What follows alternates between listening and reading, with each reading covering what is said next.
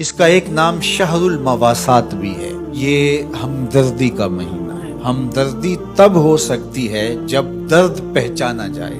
ہمدرد وہی ہوتا ہے جو درد سے گزرا ہو۔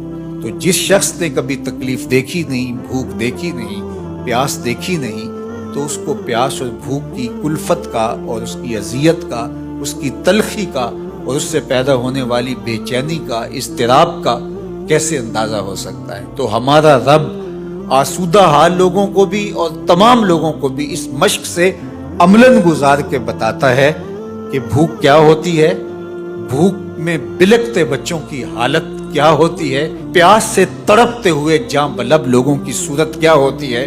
کل جب فلسطین میں تڑپتے ہوئے جاں بلب بچے بھوک اور پیاس سے العطش اور الجوع پکارتے ہوئے اپنی جان دیں تو تمہیں احساس ہو کہ بھوک کی تلخی کس قدر جان لیوا ہوتی ہے۔ آج روزے کی اس حالت کے اندر، غزہ کے اندر ان تڑپتے ہوئے بچوں کا درد سمجھنے کی کوشش کریں۔ آج غزہ کے تڑپتے ہوئے ان بچوں کی حالت کا تصور کریں، جب ماؤں کی چھاتیوں سے دودھ بھی سوکھ جائے، جب بوند پانی کی اور 2 لقمے کھانے کی بھی میسر نہ ہو، لوگ سسک سسک کے جانے دے رہے ہیں۔ یہ بچے کل قیامت کے دن ساقی حوض کوثر کے سامنے جب ان حکمرانوں کا گریبان پکڑیں گے تو یہ کیا جواب جرم دیں گے اس دن رسول اللہ کے سامنے؟ یہ کیسے اللہ کا سامنا کریں گے؟ یہ بچے ان کو ان کے گریبان سے پکڑ کے جب حشر کے میدان میں گھسیٹیں گے تو یہ قوت نافذہ رکھنے والے، اثر و رسوخ رکھنے والے، یہ بڑی بڑی فوجیں رکھنے والے قیامت کے دن اللہ اور اس کے رسول کے سامنے کیا جواب دیں گے؟ تو یہ مہینہ شہر مواسات ہے۔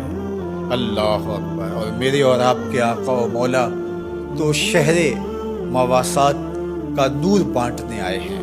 خود حضور کے مبارک بطن اقدس کے اوپر پتھر بندھے ہوئے تھے اور لوگوں کی ضرورتوں کا کس طرح خیال رکھتے۔ سیدہ زہرا پاک سلام اللہ علیہا چکی پیستے پیستے ہاتھ میں چھالے پڑ جاتے اور حضور علیہ السلام کی خدمت میں کچھ غلام اور کچھ لونڈیاں کسی غزوے سے کثیر تعداد میں آئی تھی، تو اس غرض سے حاضر ہوتی ہیں کہ ایک غلام یا ایک لونڈی عطا کر دی جائے، کام کاج میں ہماری معاونت ہو جائے۔ شہزادی کھڑی ہے حضور کے در پہ اور داماد کھڑے ہیں اور ہاتھوں میں پڑے ہوئے چھالے حضور اپنی آنکھوں سے دیکھ رہے ہیں، لیکن آقا کریم فرماتے ہیں واللہ لا آتیکما، اللہ کی قسم میں تمہیں نہیں دوں گا، اللہ کی قسم میں تمہیں نہیں دوں گا، اللہ کی قسم میں تمہیں نہیں دوں گا۔ فرمایا میں تو ان غلاموں اور لونڈیوں کو بیچوں گا اور اس سے جو رقم ملے گی، جو پیسے ملیں گے، بدر اور احد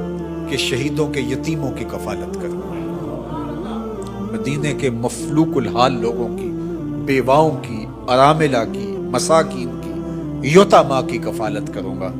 اب مجھے یہ بتاؤ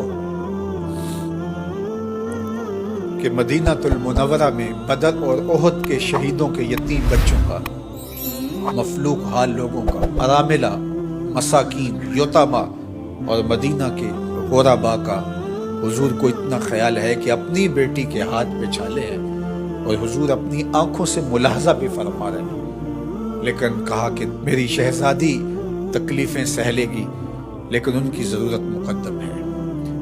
آج غزہ کے یتیموں کے لیے گنبد خضرا میں حضور کا دل کس طرح تڑپ رہا ہوگا۔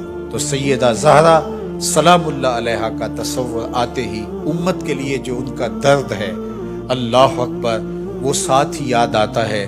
وہ شہزادی کونین جن کا تصور آتے ہی تقدس اترنے لگتا ہے۔ آج مخدرات اسلام سیدہ زہرا سلام اللہ علیہا کی بتائی ہوئی تعریف کے مطابق اپنے پردے کی حفاظت کرے، اور یہ امت غالب تبھی ہوگی جب یہ پردے میں سمٹ جائے، چاہے سجدے ہیں، چاہے رکوع ہے، قیام ہیں، اونچے اونچے مینار ہیں مسجدوں کے، بڑے عالی شان گنبد ہیں، بڑی بڑی درس گاہیں ہیں، لیکن حیا کا جوہر لٹ گیا تو سمجھ لو کہ امت اپنا وجود کھو بیٹھی ہے۔ میں آپ سب کو کہتا ہوں کہ یہ جمعے، یہ نمازیں، یہ روزے، یہ رسمی طور پہ نہیں ہیں. ہمیں اب عملی طور پہ ایک اسلامی معاشرت کو تشکیل دینا ہوگا. ہمیں رویتاً اپنے آپ کو تبدیل کرنا ہوگا. میری آواز میری مائیں، میری بہنیں، میری بیٹیاں سن رہی ہیں. آپ کے نازک کندھوں کے اوپر یہ ذمہ داری ہے کہ آپ نے قوم سازی کا عمل کرنا ہے. آپ کی آغوش میں پلنے والی نسل ہی ایک صالح اور پاکیزہ نسل ہوگی. تو نہ دانی کہ سوزے کراتے تو دیگر گوں کر تقدیر عمر را. اقبال نے کہا میری بہن تو نہیں جانتی کہ جب تو قرآن سوز و گداز کے ساتھ پڑھتی ہے تو تیرے بھائی عمر کی تقدیر بدلتی. اور پھر کہا بطول باش و پنہا شو ازی اثر کہ در آغوش شبیر بگیری. اور اگر تو ماں بن کے قرآن پڑھتی ہے تو بیٹا نیزے کی نوک پہ قرآن سناتا ہے.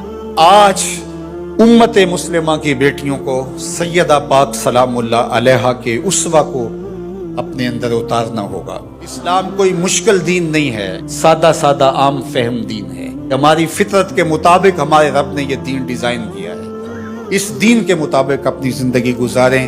میری مائیں بہنیں پردے میں سمٹ جائیں، اپنی اولاد کو قرآن کی لوریاں دیں. کوئی دن نہ ہو، کوئی رات نہ ہو کہ ہمارے گھر قرآن نہ کھلے.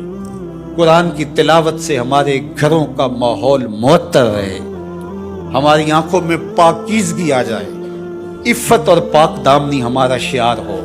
وہ غلیظ نگاہیں، وہ گندی اور مکروہ نگاہیں جو غیر محارم کو دیکھتی ہیں، قیامت کے دن آتش دوزخ میں جلائی جائیں گی. ان کے اندر آگ جہنم کی بھر دی جائے گی. وہ تقدس مآب آنکھیں جو حیا کا جوہر رکھتی ہیں، انہیں عبادات کی لذت نصیب ہوتی ہے. تو اس لیے ہمیں شرم و حیا کا جوہر پیدا کرنا ہے.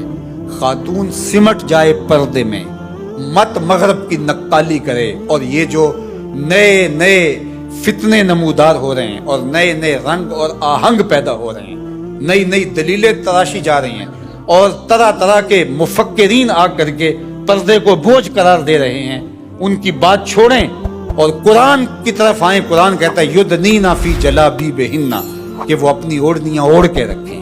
قرآن کہتا ہے کہ ولا تخضعن بالقول کہ جب غیر مرد سے بامر مجبوری بات کرنی پڑ بھی جائے تو تمہاری آواز میں، لہجے میں نرمی نہیں ہونی چاہیے کہ دل کا کوئی روگی اس نرمی سے تمہاری طرف مائل نہ ہو جائے.